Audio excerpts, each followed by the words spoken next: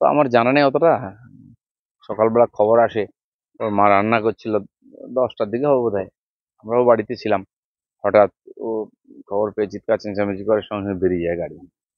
আমাদের একজন ছেলে ছিল, তাকে সঙ্গে পাঠাই আমি, ওর সঙ্গে যাইটুকু। তারপরে গিয়ে দেখি সায়েন্সলেস, তারপরে হসপিটাল, ডেথ ওখান থেকে ঘোষণা করে। তারপরে বাকি যে সরকারি সিস্টেম আছে, পোস্টমর্টেম আদি হয়। এখন যতক্ষণ না পোস্টমর্টেম রিপোর্ট ডিসক্লোজ হচ্ছে বা আমাদের কাছে আসছে, তখন তো বোঝা যাচ্ছে না কি হয়েছে না হয়েছে।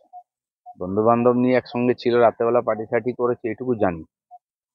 বাকি তো রিপোর্টেই সব আসবে কি হয়েছে। বন্ধু বান্ধব নিয়ে ছিল তো, 3জন বন্ধু একসঙ্গে থেকে একা থাকিনি। তোর মাও গিয়ে থেকে এসছে, চলছিল এরকম।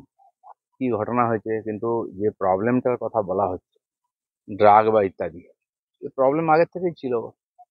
যেটা আমি শুনলাম যে ওর কাউন্সিলিং চলছিল, ওর অফিসে ডাক্তার আছে, চেষ্টা হচ্ছিল ঠিকঠাক করার। আর কি কারণ হতে পারে, হঠাৎই বা একদিন হয়ে গেল, কারণ একা তো ছিল না যেদিন হয়েছে, বাকিরাও ছিল সঙ্গে। কেন হলো কি হলো সেটা পুলিশ দেখি জিজ্ঞাসাবাদ করেছে। বাকি রিপোর্ট এলে বোঝা যাবে ঘটনাটাকে। একটা তরতাজা যুবক, সব দিক দিয়ে ফিট, সব ভালো। এখন কি চলছিল ভেতরে জানার সময়, আজকে যে আমরা দেখছি যুব সমাজের মধ্যে নেশার যে প্রভাব, তার এটা একটা নমুনা।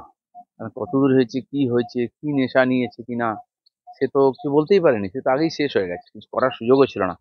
আমার মনে হয় আগামী দিনে সেটা বেরোবে, এবং এই ব্যাপারটা একটা বড় শিক্ষা আমাদের সবার জন্য। আজকে আমাদের ছেলেমেয়েরা কোথায় যাচ্ছে, কি করছে, তাকে মানুষ করে দেওয়া মানে খালি পড়াশোনা করিয়ে শিখিয়ে দিলাম, চাকরি পেয়ে গেল, এটাই সব নয়। তারপরে এত বড় রিস্ক থাকছে, এটাই চিন্তার বিষয়।